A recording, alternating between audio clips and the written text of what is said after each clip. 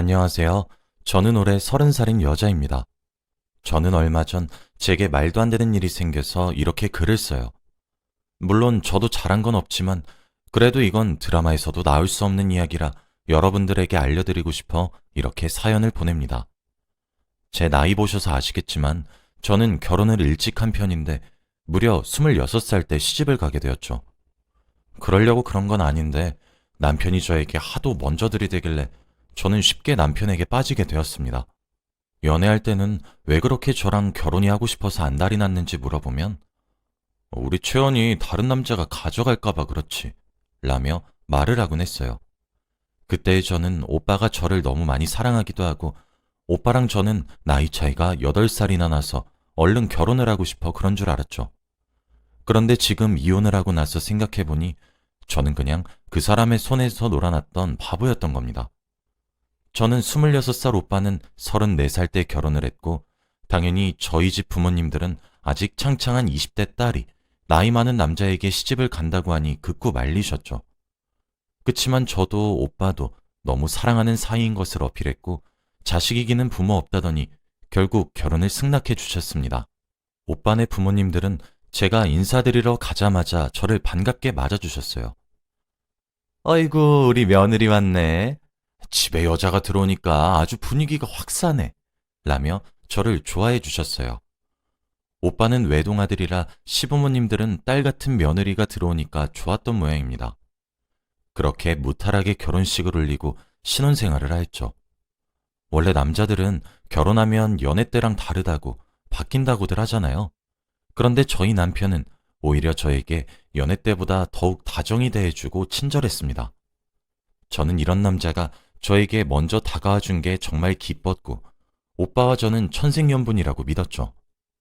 한창 신혼생활을 즐기고 있을 때 오빠는 저에게 채연아, 우리 이제 결혼도 했는데 아기 가지는 건 어때? 라고 하더군요. 저는 아직 20대이고 오빠와 신혼생활을 더 즐기고 싶었는데 오빠는 나이도 있고 해서 그런지 얼른 아이를 갖고 싶은 모양인 것 같더군요. 나 얼른 채원이랑 나 닮은 예쁜 아이 갖고 싶어. 그리고 사실 우리 집에서도 얼른 손주를 보고 싶다고 하시네. 시아버지는 가부장적인 면이 없지 않았는데 저에게 손자가 보고 싶다며 아들을 가지기 원하는 눈빛을 종종 보내시곤 했죠.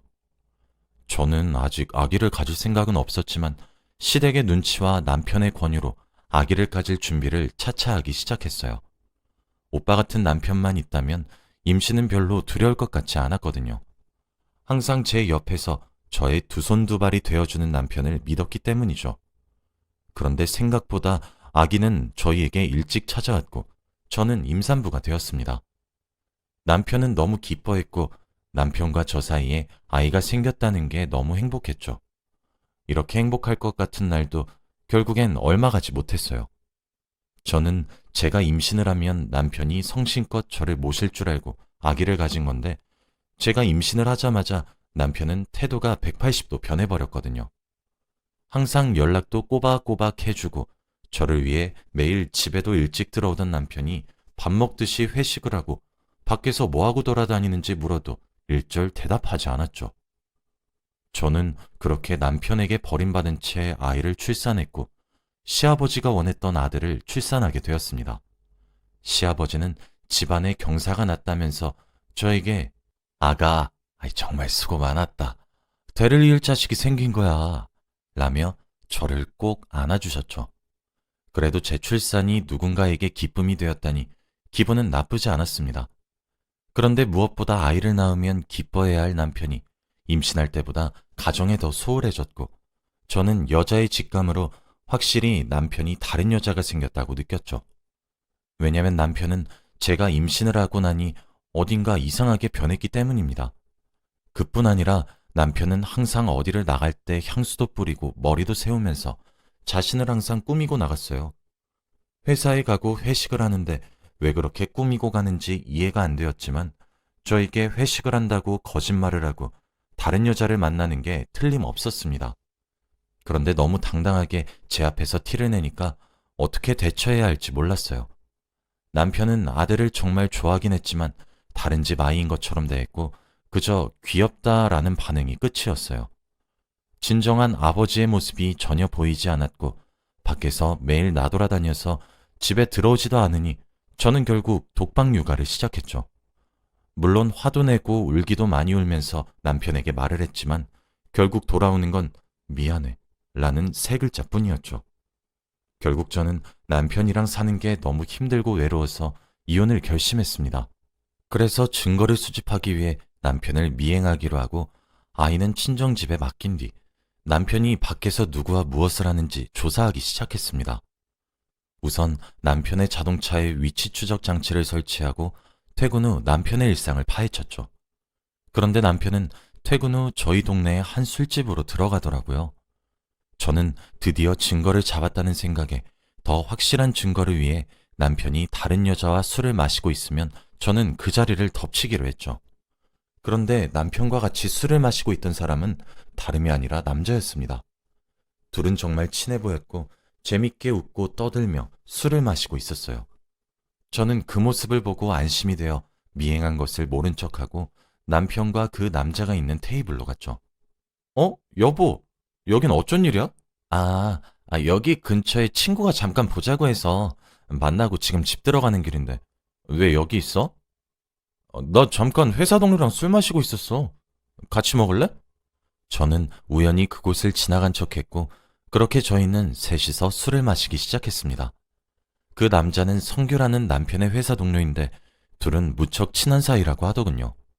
둘이서 자주 놀러도 다니고 저와 결혼 전부터 친했던 모양이에요.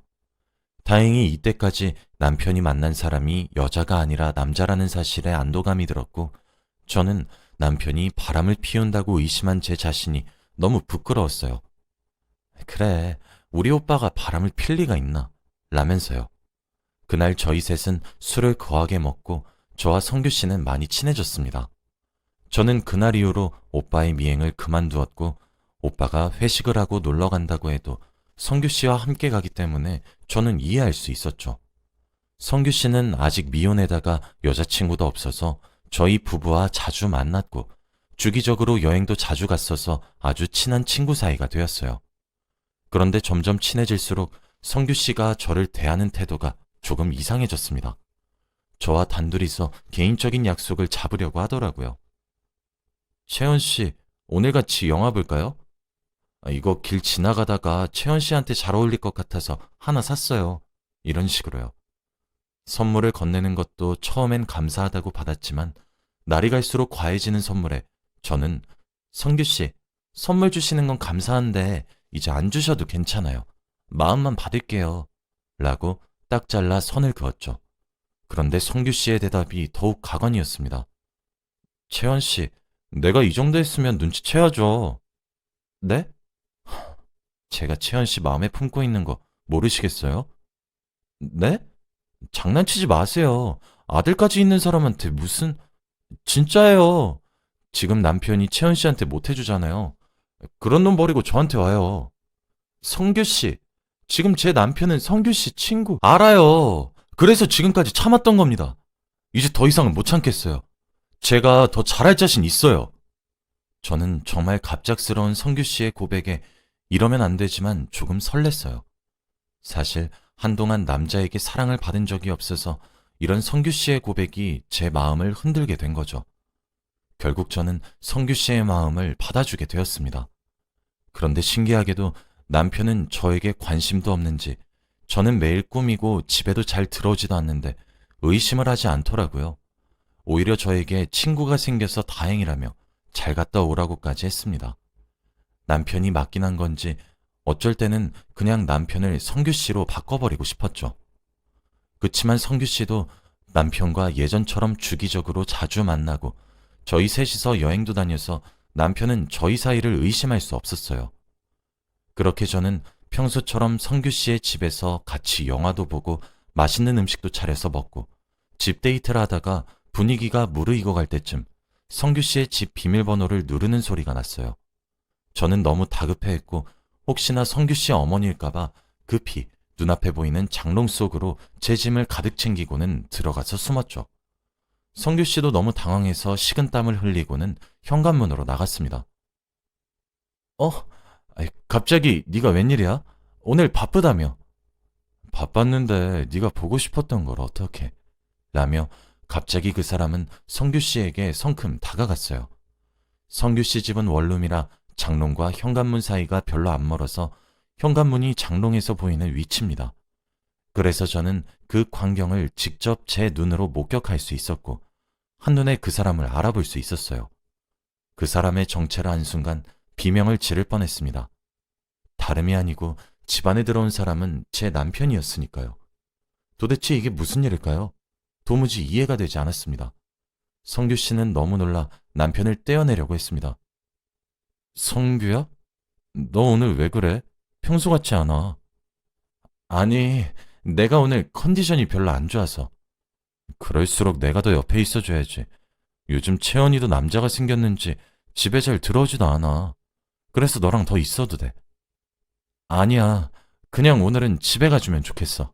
남편은 성규 씨의 말을 무시하고 자기 멋대로 행동하고 있었어요. 저는 참다 못해 장롱의 문을 열고 야, 너 뭐냐? 라고 소리쳤고 장롱에서 갑자기 튀어나오는 저를 보고는 남편은 깜짝 놀랐죠. 뭐야? 채연아, 네가 왜 거기서 나와? 성규 씨는 아무 말도 하지 않은 채 땅만 보고 있었습니다. 오빠야말로 왜 여기 있어? 그리고 이 상황은 또 뭐고? 그럼 넌 왜 성규 집 장롱에서 나오는 거야? 둘 다 할 말이 없었기 때문에 저희는 조용히 성규 씨를 쳐다보았고 성규 씨는 나지막히 미안해 라고 한마디 했어요. 이게 어찌된 일인지 성규 씨가 말 좀 해봐요. 도대체 제 남편이랑 무슨 사이인 건데요? 사실은 그렇게 이어진 성규 씨의 말은 상당히 충격적이었습니다.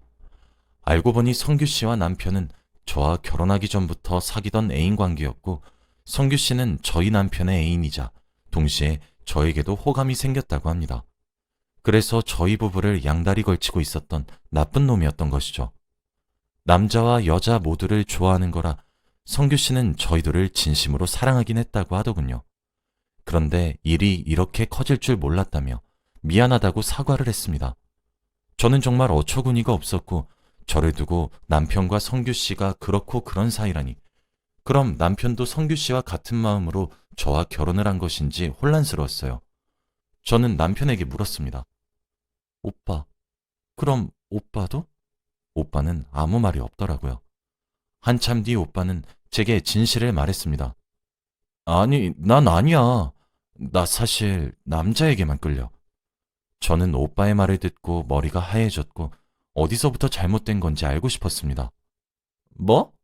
그럼 나 사기 결혼 당한 거네? 오빠는 남자가 좋으면서 왜 나랑 결혼한 거야? 미안해, 채연아. 어쩔 수 없었어. 정말 너를 속일 생각은 없었는데 아버지 때문에. 남편의 말을 들어보니 워낙 가부장적인 아버지는 외동아들로 자란 남편에게 가문이 끊기는 것을 염려해 얼른 결혼을 하라고 독촉했다고 합니다. 뭐? 나 그럼 당장 지금 아버님께 말씀드릴게. 근데 채연아, 아버지 이미 알고 계셔. 까도 까도 계속 나오는 충격적인 사실에 넋을 잃었습니다. 나도 너랑 결혼하기 전에 성규를 만나고 너무 좋아서 아버지한테 호적 파이는 거 작정하고 진지하게 말씀드렸어. 남자 좋아한다고. 그런데 너도 우리 아버지 성격 잘 알잖아. 어떤 반응일지. 당연히 화내셨지. 난 절대 여자가 좋지 않다고 말씀드려도 아버지한테 난 그저 정신병자였고 워낙 아버지가 주위 시선 중요하게 생각하시는데 하나밖에 없는 아들이 남자를 좋아한다고 하면 얼마나 우리 집안이 손가락질 받겠어? 아버지는 그쪽으론 지식이 무지하셔서 결혼하면 괜찮아질 거라 생각하셨고 단지 가문이 끊기지만 않으면 된다는 생각만 하셨기 때문에 너랑 결혼한 거야.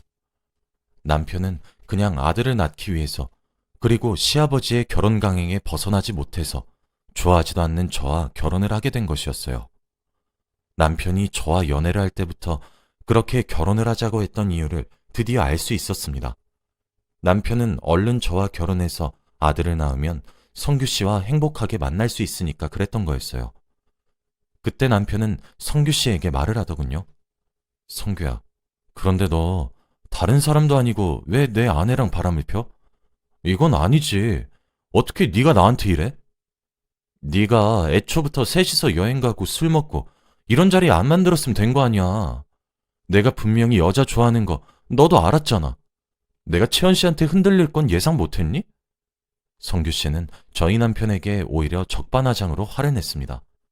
저는 둘의 싸움을 지켜보다가 야, 정말 세상 잘 돌아간다.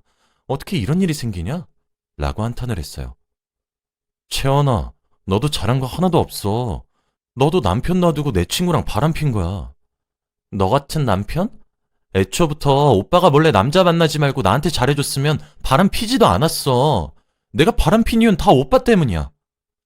저희의 싸움은 끝날 기미가 안 보였고 저는 짐을 챙겨 집으로 돌아갔습니다. 저는 너무 화가 났지만 어디다가 화를 풀어야 할지 몰랐죠. 저는 사기 결혼을 당한 거지만 그 사람들의 거짓말이 잘못이지 사람 자체의 잘못은 아니잖아요. 하지만 그렇다 쳐도 저도 잘한 게 없죠. 남편이 있는 여자가 남편의 절친과 바람을 핀 사이니까. 어디 가서 제 이야기를 하면 오히려 제 무덤을 파는 격이 되는 거죠. 그렇게 친정집에도 알리지 않고 친구들에게도 일절 말을 하지 않았습니다. 그냥 저희는 순탄하게 이혼을 진행했고 위자료 없는 협의 이혼으로 진행했어요. 남편도 순순히 받아주었고 저도 미련은 없습니다. 양육권은 당연히 제가 가졌고 아들은 저와 둘이서 살게 되었어요. 남편은 절대 아이를 못 키우겠다고 했고 저도 그런 남편에게 아들을 키우라고 맡기고 싶진 않았거든요. 커서 아들이 아빠는 어디 갔냐고 물으면 어떻게 대답해야 할지 벌써부터 고민이 되긴 하지만 그래도 이유를 솔직히 말해주는 것이 낫겠죠? 양가 부모님들에게는 단순한 성격 차이로 이혼을 하는 거고 좋게 끝냈으니 걱정하지 말라고 했습니다. 저희끼리 알아서 끝내니 뒷말도 없었고요. 그렇게 남편과 저 그리고 성규 씨는 이상한 삼각관계를 끝냈고 그동안 못했던 엄마 노릇을 이제서야 하는 중입니다. 알아보니 남편과 성규 씨는 이제 당당하게 만나는 것 같더라고요. 시아버지의 반대에도 무릅쓰고 둘이서 동거를 하는 모양입니다. 아마 시댁과는 연을 끊었겠죠. 저도 잘한 건 하나 없지만 그래도 제 불륜이 아니었다면 저는 아직도 사랑받지 못한 채 독박 육아를 했었을 것 같아요. 모두들 욕을 하시겠지만 그래도 제 선택에는 후회가 없습니다. 제 이야기는 여기까지입니다. 들어주셔서 감사합니다.